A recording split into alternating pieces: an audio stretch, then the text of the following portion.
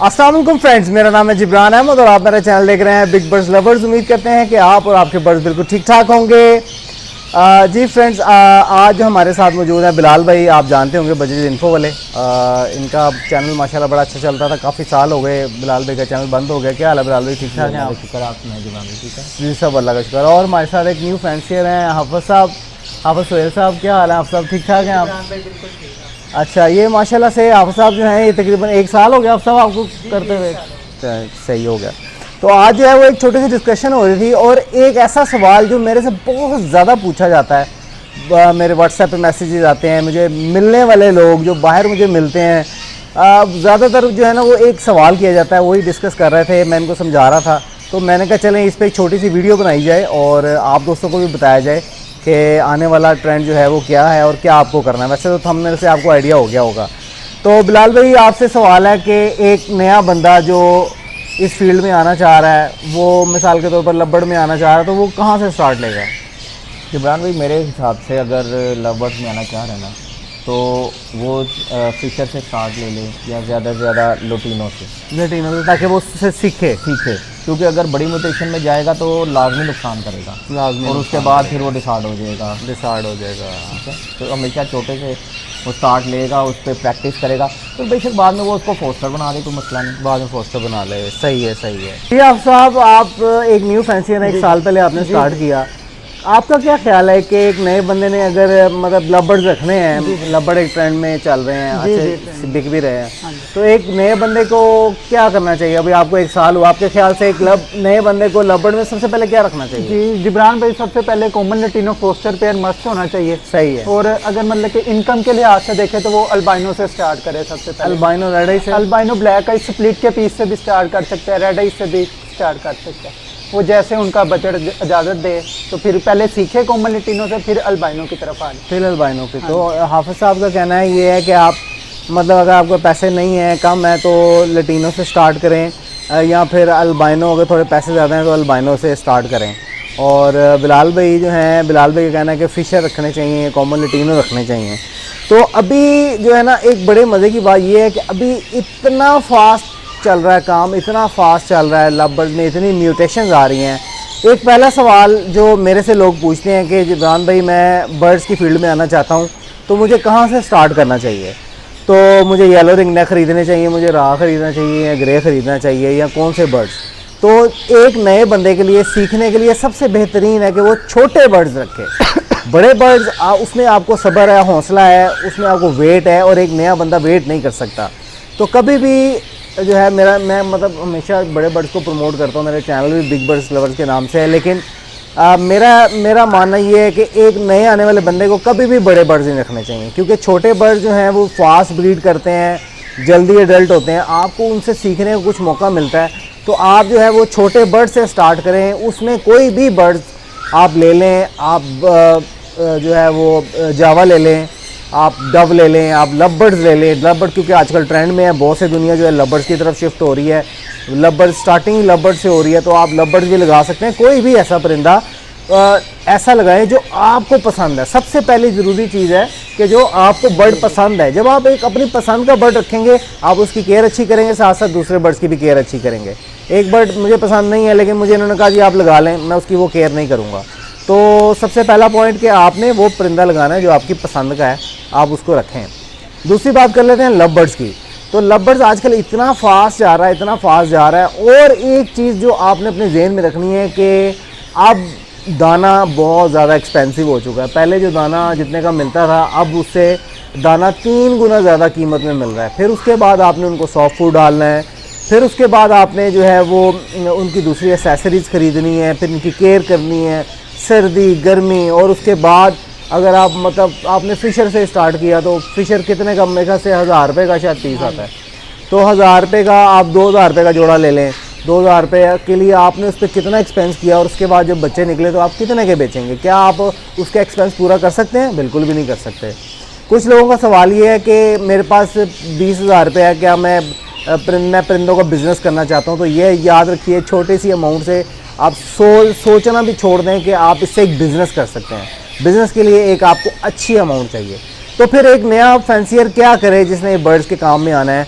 और वो कैसे इस दौड़ में शामिल हो कि जो है उसमें उसको थोड़ी अर्निंग भी हो।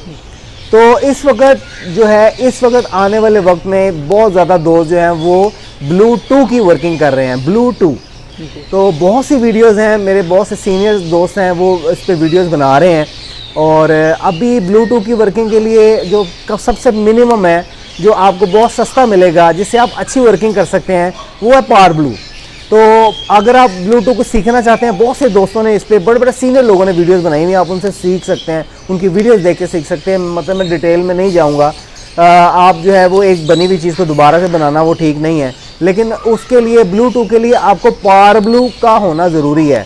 मतलब सबसे सस्ती और चीपेस्ट पेयरिंग जो आप करेंगे, जैसे पहले हम लोग करते थे, मैंने भी बहुत सारे पेयर बनाए हुए हैं जिसमें PowerBlue to ब्लू फिशरी लगाई हुई है, उसमें से आपको PowerBlue भी आते हैं, ब्लू फिशरीज भी आती हैं। वो PowerBlue जो है वो भी सिंपल हैं और ब्लू फिशरीज हैं वो भी सिंपल हैं। कुछ लोगों ने स्प्लिटिनो बनाए हुए हैं, तो उससे जो है वो ब्लू फिशरी स्प्लिटिनो है, लेकिन उसकी भी अब कोई वर्थ नहीं रह गई। शायद 3,000 4,000 की ब्लू फिशरी है, चाहे वो स्प्लिटिनो ही क्यों नहीं है।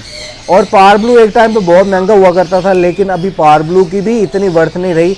ये एक अच्छा चांस है आप दोस्तों के लिए कि आप PowerBlue ख़रीदें। PowerBlue ख़रीदने का फ़ायदा ये है क्योंकि जैसा कि आप सब दोस्तों को पता, आप लोग वीडियोस देखते हैं कि उसमें B1 B2 है, और जब दो PowerBlue को आपस में जब आप पेयर अप करेंगे तो उसमें से जो ब्लू फिशरीज निकलेंगी वो पॉसिबल Blue2 होंगी। उसके लिए आपको उसको दोबारा से किसी ब्लू बर्ड के साथ लगाना होगा, और जब आप ब्लू फिशरी को ब्लू फिशरी के साथ लगाएं और सारे बच्चे PowerBlue आएँ तो मतलब वो आपका पीस जो है वो Blue2 है। तो एक बहुत ही चीपेस्ट पेयरिंग है। PowerBlue की कीमत इस वक्त जो है 12 से 15 हज़ार है, कोई 10,000 का भी सेल कर रहा है। तो अच्छी मास्किंग में आपने हमेशा बर्ड ख़रीदने कि उसकी प्रॉपर अच्छी जो फिशरी मास्किंग है वो आपकी फिशरी मास्किंग हो। और PowerBlue को ब्लू फिशरी के साथ नहीं अब लगाना, आपने PowerBlue को PowerBlue के साथ लगाना है। इसी तरह अगर आपके पास पैसे थोड़े ज़्यादा हैं और आप चाह रहे हैं एडवांस वर्किंग करने के लिए, तो उसके लिए आप जो है PowerBlue स्प्लिटिनो को PowerBlue स्प्लिटिनो के साथ लगाएं, ताकि उसमें से जो अल्बाइनो आएंगे वो Blue2 होंगे। अगर आपको बहुत ज़्यादा पैसे हैं, पैसे संभाले नहीं जा रहे, तो आप जो है वो पेल फेलो की वर्किंग में भी आ सकते हैं। PowerBlue पेल फेलो को PowerBlue पेल फेलो के साथ लगाने से जो आपको अल्बाइनो मिलेंगे।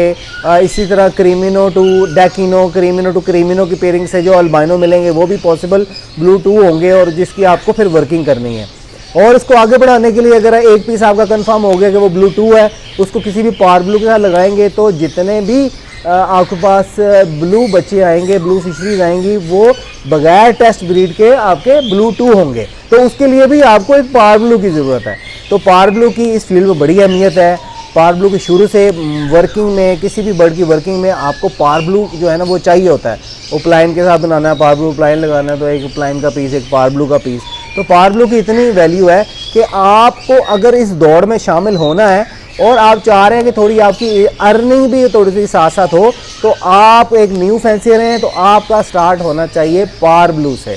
PowerBlue एक बेहतरीन बर्ड है, बहुत ही खूबसूरत बर्ड है, और PowerBlue to PowerBlue की पेयरिंग करनी है। जैसे मैंने आपको सारी डिटेल बता दी है कि आप अपनी पैसों के हिसाब से आपने इसकी वर्किंग करनी है। तो लव बर्ड में ये बेहतरीन है। अगर आप लव बर्ड में एंटर करना चाह रहे हैं तो आप देखें कि आपके एक्सपेंस बहुत ज़्यादा होंगे, आपकी मेहनत होगी, आपको बर्ड को संभालना है, बच्चे लेके संभालने हैं, सारी मेहनत करनी है।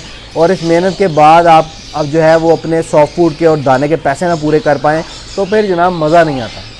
तो मैं ये समझता हूँ कि अगर आप ये काम कर सके, कोई भी जो भी यूट्यूबर देख रहा है जो ये काम कर सके वो ज़रूर करे, ताकि हमारे एक तो जो फैंसी की दौड़ में आना चाहते हैं ना वो ज़रूर आए, और मतलब उनसे लोगों की घरों में सेल परचेज हो जाए। और दूसरा जो मैं एक चीज़ कहता था वो ये कहता था कि यार देखो, अगर आप मार्केट चले जाते हो ना, अगर आप मार्केट चले जाते हो तो मार्केट में तो फिर आपको सब कुछ मिल ही जाता है, ठीक है, मार्केट दूर नहीं है। लेकिन जो इंसान आपके घर पे आ रहा है ना, उसको कभी भी आप चीट मत करो, ठीक है। मेरे पास कभी भी कोई कुछ लेने आया ना, मैंने उसको बताया कि भाई ये कैसा है और ये कैसा है, ठीक है।